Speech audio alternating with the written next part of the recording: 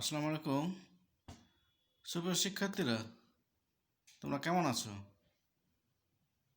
আমি আশা করছি তোমরা প্রত্যেকে সুস্থ এবং স্বাভাবিক আছো। করোনা সংকটকালীন সময়ে আমাদেরকে অনলাইনে ক্লাস চালিয়ে নিতে হচ্ছে। সে লক্ষ্যে আমরা সমাজকর্ম সহ অন্যান্য বিষয়ের অনেকগুলো ক্লাস তোমাদের জন্য আপলোড করেছি। আমরা ধরে নিচ্ছি তোমরা ক্লাসগুলো দেখে এই সংকটময় মুহূর্তে তোমাদের পড়ালেখা চালিয়ে যাচ্ছ। আজকে আমরা সমাজকর্মের একটি নতুন অধ্যায়ের ক্লাস তোমাদের জন্য আপলোড করতে যাচ্ছি। আমি তোমাদেরকে এই ক্লাসে সুস্বাগতম জানাচ্ছি। আহ্বান করব এই ক্লাসের সর্বশেষ অংশ পর্যন্ত এই আলোচিত বিষয়টি তোমরা দেখে যাবে এবং তোমাদের পাঠ্য বইয়ের সাথে পরবর্তীতে অবশ্যই আলোচিত বিষয় এর সাথে তোমরা মিলিয়ে নিবে, অর্থাৎ তোমাদের পাঠ্য বইটাও সাথে সাথে পড়ে নিবে। আমি তোমাদেরকে আবারও সুস্বাগতম জানাচ্ছি। স্নেহের শিক্ষার্থীরা, পর্দায় আমার পরিচিতি দেখতে পাচ্ছ। পাশে দেখতে পাচ্ছ যে আজকে সমাজকর্মের প্রথম পত্র এর সপ্তম অধ্যায়। এই সপ্তম অধ্যায়ের পাঠ 1 ও 2 এই বিষয়টি আলোচনা হবে। আশা করছি তোমরা এই বিষয়টি সহজেই বুঝতে পারবে। সুপ্রিয় শিক্ষার্থীরা, যথারীতি পর্দায় তোমরা ছবি দেখতে পাচ্ছ। এই ছবিটা একটু ভালো করে খেয়াল করো। এখানে 4টি ছবি আছে। একটি ছবি উপরে ডান দিকে, যেটি জনগণ বা জনসংখ্যা একটি নির্দিষ্ট দিকে যাত্রা করছে, সেই জনগণের সংখ্যা দিয়েই তীর আকারে ফুটিয়ে তোলা হয়েছে, অর্থাৎ জনসংখ্যা একটি নির্দিষ্ট গন্তব্যের দিকে যাত্রা করছে সেটা দেখানো হচ্ছে। উপরে বাঁ দিকের ছবিটি পরিবারকে সুরক্ষা দিচ্ছে, তো আরেকটি প্রতীকী ছবি দেখা যাচ্ছে। নিচে ডান দিকে অনেকগুলো হাত, বিভিন্ন রঙের হাত, অর্থাৎ এটাও একটা প্রতীকী ছবি, যে একটা সম্মিলিত প্রচেষ্টার ছবি, যৌথ প্রচেষ্টার ছবি, যেখানে বিভিন্ন বয়সী, জাতি, ধর্ম, গোত্র নির্বিশেষে সকলের সম্মিলনে একটি কাজ করার প্রয়াস দেখা যাচ্ছে। এবং নিচে বাঁ দিকের যে ছবিটি, সেখানে দেখা যাচ্ছে মানুষজন বিনোদন করছে, কেউ হেঁটে বেড়াচ্ছে, কেউ বসে গল্প করছে, কেউ তাদের পরিবারের ছোট বাচ্চাদের নিয়ে মাঠে সুন্দর পরিবেশ উপভোগ করছে। অর্থাৎ একটি সুন্দর হাসি খুশি চিত্র এই ছবিগুলোর মাধ্যমে, এই ছবিগুলোতে প্রকাশ পাচ্ছে। একটি সমাজ ব্যবস্থার সুন্দর, সুখী এবং সুষম চিত্র এই ছবিগুলোর মাধ্যমে ফুটে উঠছে। তাহলে এই ছবিগুলোর আলোকে তোমরা বুঝতে পারছো যে আজকে আমরা সপ্তম অধ্যায় আলোচনা করব, যার শিরোনাম সামাজিক নীতি ও পরিকল্পনা এবং সমাজকর্ম। তাহলে সপ্তম অধ্যায়ের শিরোনাম সামাজিক নীতি ও পরিকল্পনা এবং সমাজকর্ম। যথারীতি আজকের ক্লাসের শিক্ষণফল তোমরা দেখতে পাচ্ছ, যেখানে বলা হচ্ছে সামাজিক নীতি সম্পর্কে ব্যাখ্যা করতে পারবে, সামাজিক নীতির বৈশিষ্ট্য ব্যাখ্যা করতে পারবে। সুপ্রিয় শিক্ষার্থীরা, আজকে ক্লাসের শেষের দিকে মূল্যায়নে আমরা এই শিক্ষণফল যাচাই করে দেখব। শিক্ষার্থীরা, পর্দায় তোমরা সামাজিক নীতি সম্পর্কে কিছু লেখা দেখতে পাচ্ছ। তাহলে সামাজিক নীতি বলতে আমরা কি বুঝি? মূলত নীতি কি সেটা একটু জানার দরকার আছে। সুপ্রিয় শিক্ষার্থীরা, নীতি শব্দটির ইংরেজি পরিভাষা হচ্ছে পলিসি। সাধারণ অর্থে নীতি হলো কোনো কিছুর দিক নির্দেশনা বা কতগুলো পূর্ব সিদ্ধান্ত, যেগুলো কোনো উদ্দেশ্য সাধন বা লক্ষ্যে পৌঁছার নির্দেশনা হিসেবে গৃহীত হয়। অর্থাৎ যেসব কর্মকাণ্ডের মাধ্যমে কোনো লক্ষ্য অর্জন করা সম্ভব, নীতি তার দিক নির্দেশনা প্রদান করে, অর্থাৎ রাস্তা দেখিয়ে দেয়।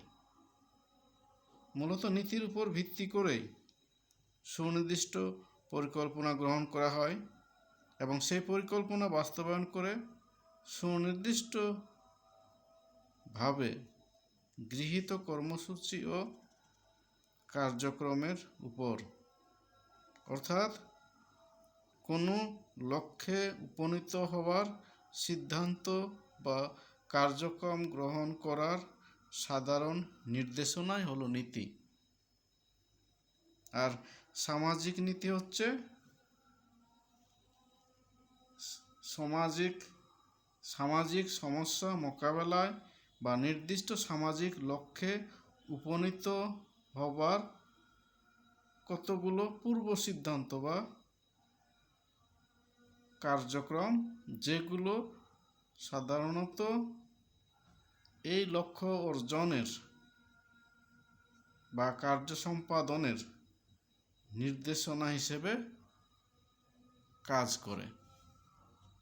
সেখানে তোমরা দেখতে পাচ্ছ যে নীতি হচ্ছে সমাজ সংক্রান্ত, যার দ্বারা সামাজিক কার্য সম্পাদনের দিক নির্দেশিকাকে বোঝানো হয়ে থাকে।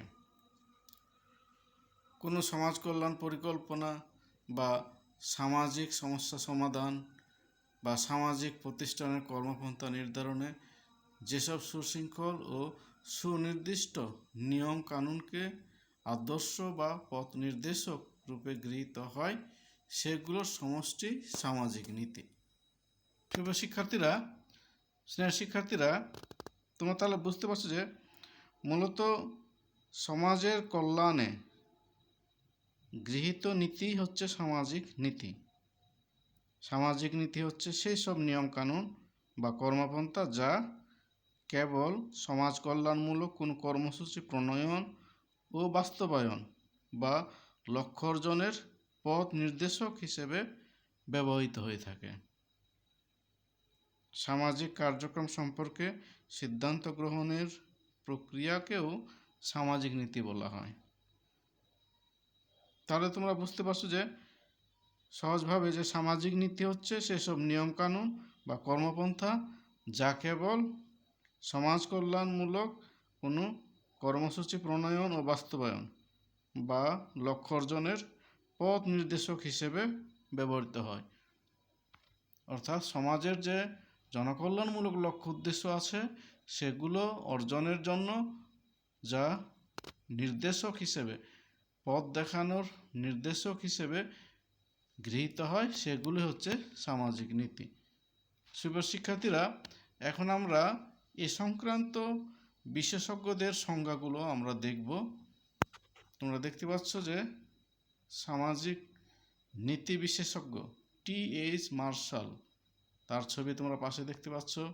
উনি বলেন, এটি সরকারি নীতির সেই কার্যক্রমকে বোঝায় যার জনগণের কল্যাণের উপর প্রত্যক্ষ প্রভাব বিদ্যমান এবং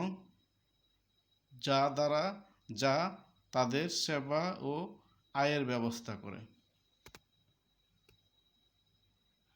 তাহলে T.H. মার্শালের কথা অনুসারে সরকারের সেই সকল কার্যক্রম বোঝায় যেগুলো জনগণের কল্যাণের জন্য প্রত্যক্ষভাবে প্রভাব বিস্তার করে এবং যার মাধ্যমে তাদের সেবা ও আয়ের ব্যবস্থা করে, অর্থাৎ তাদের জীবনমান উন্নত করার ক্ষেত্রে, তাদের সুযোগ সুবিধা, তাদের আর্থিক সুবিধা এগুলো নিশ্চিত করার লক্ষ্যে, সর্বোপরি তাদের কল্যাণ করার লক্ষ্যে যে সকল কার্যক্রম নেওয়া হয় এবং যার উপরে তার প্রভাব বিস্তার করতে পারে সেই সকল কার্যক্রমকেই সামাজিক নীতি হিসেবে অভিহিত করা হয়। সুপ্রিয় শিক্ষার্থীরা, আরেকটি প্রামাণ্য সংজ্ঞা দেখতে পাচ্ছ। ইংরেজ সামাজিক নীতি বিশেষজ্ঞ রিচার্ড টিটমাস উনি বলেন, সামাজিক সমস্যা মোকাবেলায় সমষ্টিগত বা যৌথ কৌশল হলো সামাজিক নীতি। স্বাভাবিকভাবে চিন্তা করো যে সামাজিক সমস্যা অর্থাৎ যেগুলো মানুষের স্বাভাবিক জীবনযাত্রাকে ব্যাহত করে, তাহলে এই সমস্যা সৃষ্টিকারী বা ব্যাহতকারী বিষয়গুলোকে মোকাবেলা করার জন্য যৌথভাবে বা সমষ্টিগতভাবে যে কৌশল নেওয়া হচ্ছে সেটাই সামাজিক নীতি। সামাজিক সমস্যা যেহেতু সমাজের অধিকাংশ মানুষকে আক্রান্ত করছে, তাদের উন্নয়নকে বাধাগ্রস্ত করছে, তাদের স্বাভাবিক জীবনযাত্রাকে বাধাগ্রস্ত করছে, তাহলে এগুলো মোকাবেলা করার জন্যই যে কৌশল নেওয়া হয় যা সামষ্টিকভাবে সামগ্রিকভাবে মোকাবেলা করার লক্ষ্যে গৃহীত হয়, সেগুলোর বা সেই কৌশলগুলোই হচ্ছে সামাজিক নীতি, যেটি রিচার্ড টিটমাস মনে করেন। সুপ্রিয় শিক্ষার্থীরা, এরপরে আমরা আরেকটি সংজ্ঞা দেখতে পাচ্ছি, যেটি সমাজকর্ম বিশ্বকোষ অনুযায়ী। সেখানে বলা হচ্ছে, সামাজিক নীতি সেই সব প্রতিষ্ঠিত আইন, প্রশাসনিক বিধান ও সংস্থার নির্দেশনার মূলনীতি, কার্যপ্রক্রিয়া ও কার্য সম্পাদনের উপায় যেগুলো জনগণের সামাজিক কল্যাণ প্রভাবিত করে। শিক্ষার্থীরা, আমরা প্রথমে যে প্রামাণ্য সংজ্ঞা দেখেছিলাম সেই সংজ্ঞার মতো এখানে সুন্দরভাবে বলা হচ্ছে যে জনগণের কল্যাণের উপর প্রভাব বিস্তার করছে এমন আইন, প্রশাসনিক বিধি, সংস্থার নির্দেশনা, কর্মপ্রক্রিয়া বা কার্যপ্রক্রিয়া, সেগুলোর সামষ্টিক রূপই হচ্ছে সামাজিক নীতি। আশা করি তোমরা এটি বুঝতে পারছো। সুপ্রিয় শিক্ষার্থীরা, তাহলে আমরা সহজভাবে বলতে পারছি যে সামাজিক নীতি হচ্ছে সেসব নিয়মকানুন বা কর্মপন্থা যা জনকল্যাণমূলক কোনো কর্মসূচি বাস্তবায়ন, প্রণয়ন বা লক্ষ্য অর্জনের ক্ষেত্রে পথ নির্দেশক হিসেবে কাজ করে বা ব্যবহৃত হয়ে থাকে।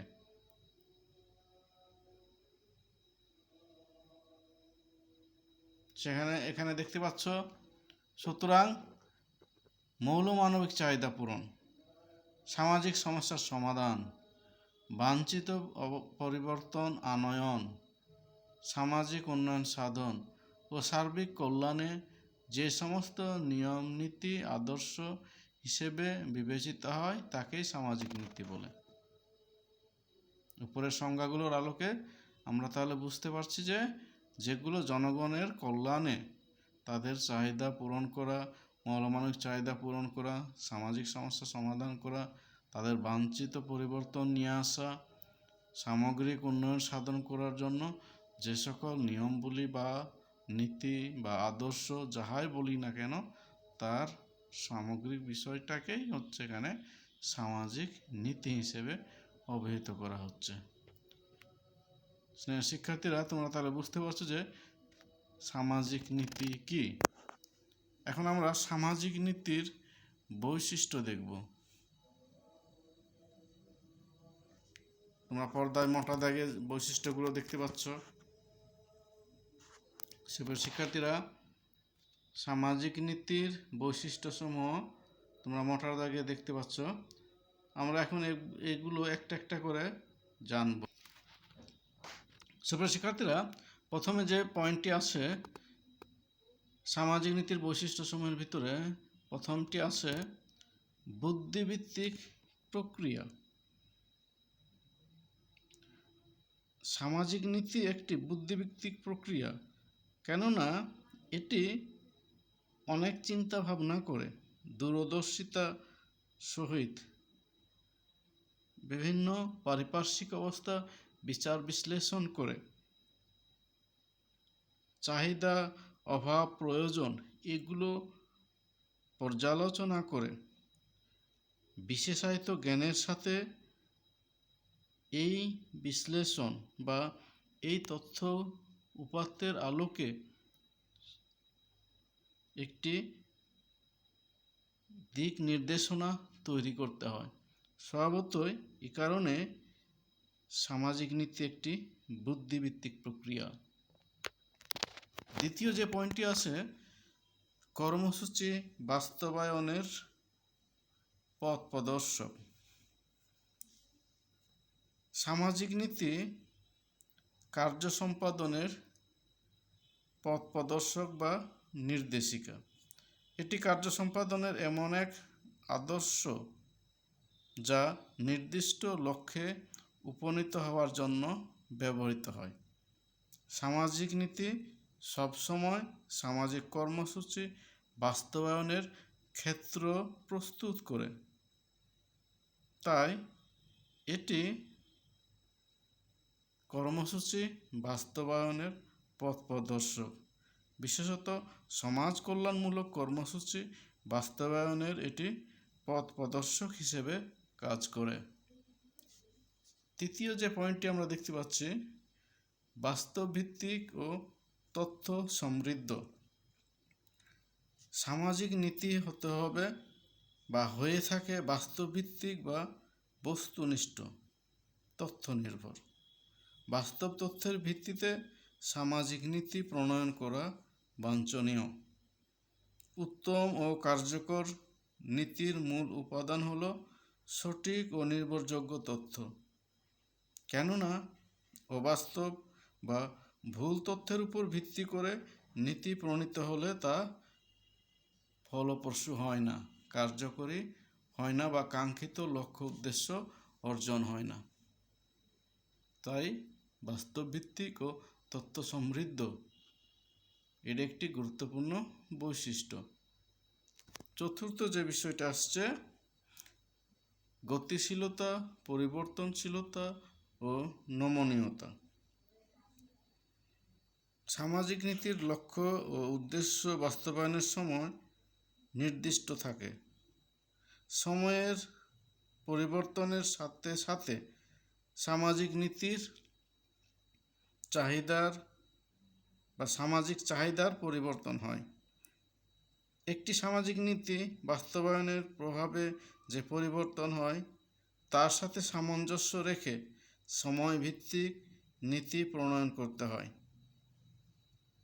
অর্থাৎ সমাজ যেহেতু গতিশীল, পরিবর্তনশীল, তাহলে এই পরিবর্তনের সাথে খাপ খাইয়ে নেওয়ার জন্য সামাজিক নীতির একটি গুরুত্বপূর্ণ বৈশিষ্ট্য হচ্ছে যে গতিশীলতা, পরিবর্তনশীলতা ও নমনীয়তা। শিক্ষার্থীরা, আশা করি তোমরা বিষয়টি বুঝতে পারছো। এরপরে তোমরা দেখতে পাচ্ছ যে পঞ্চম, লক্ষ্য নির্ধারণ ও বাস্তবায়ন। সুপ্রিয় শিক্ষার্থীরা, সাধারণত সুনির্দিষ্ট লক্ষ্য ও উদ্দেশ্য কার্যকর করা সামাজিক নীতির একটি অন্যতম বৈশিষ্ট্য। তাই সামাজিক নীতির লক্ষ্য ও উদ্দেশ্য অবশ্যই বাস্তবায়ন উপযোগী হতে হবে। নীতির লক্ষ্য উদ্দেশ্য বাস্তবায়ন কৌশল নীতির মধ্যে থাকতে হবে। অর্থাৎ প্রতিটি সামাজিক নীতির একটি গুরুত্বপূর্ণ বৈশিষ্ট্য হচ্ছে যে তার সুনির্দিষ্ট লক্ষ্য থাকবে এবং এর বাস্তবায়নের কৌশলও সেখানে উল্লেখ থাকবে। আর লক্ষ্য মূলত চাহিদা বা অভাব বা প্রয়োজনের আলোকেই লক্ষ্য নির্ধারণ করা হয় এবং অবশ্যই সেটি বাস্তবায়নযোগ্য হতে হয়। তাহলে এটা একটি গুরুত্বপূর্ণ বৈশিষ্ট্য যে নীতির লক্ষ্য নির্ধারণ ও বাস্তবায়নযোগ্য হওয়া। 6 নম্বরে দেখতে পাচ্ছ যে সুসামঞ্জস্যপূর্ণ। সুপ্রিয় শিক্ষার্থীরা, সামাজিক নীতি মানুষের আদর্শ, মূল্যবোধ, প্রথা, সংস্কৃতি, ধর্ম ইত্যাদি বিষয়ের সাথে সামঞ্জস্যপূর্ণ হয়। কেননা সমাজের অধিকাংশ মানুষের মূল্যবোধ ও বিশ্বাস পরিপন্থী কোনো সামাজিক নীতি বাস্তবায়ন করা অসম্ভব হয়ে পড়ে। অর্থাৎ সমাজের মানুষের যে মূল্যবোধ, আদর্শ, রীতিনীতি আছে, সংস্কৃতি আছে, তার সাথে নীতিকে সামঞ্জস্যপূর্ণ হতে হয়। তাছাড়াও সামাজিক নীতি জনগণকে সামাজিক পরিবেশের সাথে খাপ খাওয়াতে সহায়তা করে। কারণ সামাজিক নীতি এমনভাবে প্রণীত হয় যাতে সমাজের প্রতিটি মানুষ পরিবর্তনশীল সমাজের সাথে সামঞ্জস্য বিধানে সক্ষম হয়। তাহলে এই কতগুলো প্রয়োজনীয়তার তাগিদে, অর্থাৎ মানুষের মূল্যবোধ, সংস্কৃতি, সমাজের পরিবর্তনশীলতা, এই প্রতিটি বিষয় এর সাথে খাপ খাওয়ানোর লক্ষ্যে সামাজিক নীতির একটি গুরুত্বপূর্ণ বৈশিষ্ট্য হচ্ছে সুসামঞ্জস্যপূর্ণ। অর্থাৎ সেগুলো সমাজের সাথে মিলে যায়, অর্থাৎ সমাজের সাথে খাপ খেয়ে নেয়। এরপরে আমরা সপ্তম দেখতে পাচ্ছি উন্নয়নের মাইল ফলক। সামাজিক নীতির অন্যতম বৈশিষ্ট্য হচ্ছে এটি উন্নয়নের মাইল ফলক হিসেবে বিবেচিত। সামাজিক নীতি সমাজের উন্নয়নের জন্য আদর্শ হিসেবে অনুসরণ করা হয়। এটি জনগণের যাবতীয় আশা আকাঙ্ক্ষার প্রতিফলন ঘটায়। জনগণের আশা আকাঙ্ক্ষার বাস্তবায়নের ফলে সামাজিক উন্নতি দ্রুত হয়। তাই সামাজিক নীতি উন্নয়নের একটি দর্পণ স্বরূপ। অর্থাৎ সামাজিক নীতি মানুষের উন্নয়নের মাইল ফলক হিসেবে কাজ করে। শিক্ষার্থীরা, সামাজিক নীতির মাধ্যমে জনগণ যেহেতু তাদের প্রয়োজনীয় সমাজের সমস্যাসমূহ মোকাবেলা, তাদের অর্থনৈতিক, সামাজিক, সামগ্রিক উন্নয়নের ক্ষেত্রে মাইল ফলক হিসেবে বিবেচিত হয়, তাহলে এই নীতি মূলত তাদের উন্নয়নের একটি মাইল ফলক বা দর্পণ। এরপরে সর্বশেষ আমরা 8 নম্বরে দেখতে পাচ্ছি জন অংশগ্রহণমূলক। সুপ্রিয় শিক্ষার্থীরা, জন অংশগ্রহণ হচ্ছে যে নীতি প্রণয়ন থেকে শুরু করে বাস্তবায়ন পর্যন্ত প্রতিটি পর্যায়ে সকল জনগণের অংশগ্রহণের সুযোগ থাকতে হবে। এখানে সকল জনগণ মানে জনগণের অধিকাংশ কিংবা তাদের প্রতিনিধিদের অংশগ্রহণের সুযোগের কথা বলা হচ্ছে। সাধারণত গণতান্ত্রিক উপায়ে সামাজিক নীতি প্রণয়নের প্রতি গুরুত্ব আরোপ করা হয়ে থাকে। কেননা যেসব মানুষের কল্যাণে সামাজিক নীতি প্রণীত হবে তা প্রণয়ন ও বাস্তবায়নে সেসব মানুষের মতামতকে গুরুত্ব দেওয়া অবশ্যই বাঞ্ছনীয় এবং জন অংশগ্রহণ ছাড়া কোনো কর্মসূচি সফলতা লাভ করতে পারে না। উন্নয়ন কখনো চাপিয়ে দেওয়া হয় না। উন্নয়ন জনগণের দ্বারাই উন্নয়ন হতে হবে, জনগণের মধ্য থেকেই হতে হবে, জনগণের প্রত্যাশিতভাবে উন্নয়ন হয়ে থাকে। তাহলে এক্ষেত্রে সামাজিক নীতি প্রণয়ন, বাস্তবায়ন এর প্রত্যেকটি পর্যায়ে জন অংশগ্রহণ একটি গুরুত্বপূর্ণ বিষয়। প্রতিটি নীতির তখনই বাস্তব বাস্তবায়ন বা বাস্তবসম্মত হয় যখন যাদের জন্য এই নীতি তাদের অংশগ্রহণ নিশ্চিত হয়, এবং এই অংশগ্রহণ অবশ্যই সক্রিয় অংশগ্রহণ হতে হবে। সুপ্রিয় শিক্ষার্থীরা, আমরা সামাজিক নীতির বৈশিষ্ট্যসমূহ দেখলাম। তোমাদের পাঠ্য বইয়ে এছাড়াও আরও অনেক বৈশিষ্ট্যগুলো আছে, তোমরা সেগুলো পড়লে অবশ্যই বুঝতে পারবে। আমরা এখানে মোটা দাগে 8টি বিষয়ে আলোচনা করলাম। আশা করি তোমাদের পাঠ্য বইয়ে যে সকল বৈশিষ্ট্য আরও দেওয়া আছে সেগুলো তোমরা পড়লে বুঝতে পারবে। সুপ্রিয় শিক্ষার্থীরা, যথারীতি আমরা এখন মূল্যায়নে যাচ্ছি। মূল্যায়নে আছে সামাজিক নীতি কি, সামাজিক নীতির বৈশিষ্ট্যগুলো কি কি। শিক্ষার্থীরা, আমি আশা করছি তোমরা এই প্রশ্নের উত্তর তোমাদের কাছে সহজ মনে হবে। আমরা যে বিষয়গুলো আলোচনা করলাম তার আলোকে এখানে প্রশ্নটি আছে, 2টি প্রশ্ন আছে। সামাজিক নীতি কি, সামাজিক নীতির বৈশিষ্ট্যগুলো কি কি। শিক্ষার্থীরা, এরপরে তোমাদের জন্য বাড়ির কাজ থাকছে। তোমরা স্বাস্থ্যবিধি মেনে এই বাড়ির কাজটি তোমাদের খাতায় করে রাখবে, এবং কলেজ পরিস্থিতি স্বাভাবিক হলে সমাজকর্ম ক্লাসে এটি উপস্থাপন করতে পারবে।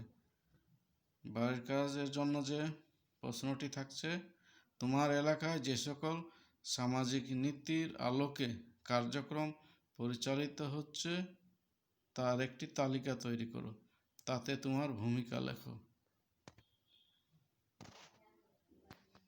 তোমরা একটু চিন্তা ভাবনা করে যদি সহজ মনে হয় তাহলে অবশ্যই করার চেষ্টা করবে।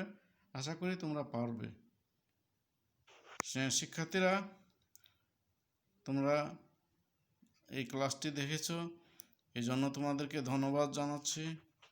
আশাবাদ ব্যক্ত করছি যে পরবর্তীতে আমাদের যে ক্লাসটি হবে সেখানে তোমরা অংশগ্রহণ করবে। এছাড়াও তোমাদের প্রতি একটি অনুরোধ থাকছে, তোমরা অবশ্যই স্বাস্থ্যবিধি মেনে ভালো থাকবে। বাইরে বেরোলে অবশ্যই মাস্ক পরবে, এবং তোমার পাড়া প্রতিবেশী বা অভাবী মানুষদেরকে তুমি যথাসাধ্য সহায়তা করবে, তাদের পাশে থাকবে, তাদেরকে অভয় দান করবে। পরিশেষে তোমাদেরকে আবারও ধন্যবাদ জানিয়ে আজকের ক্লাসের এখানে সমাপ্তি টানছি।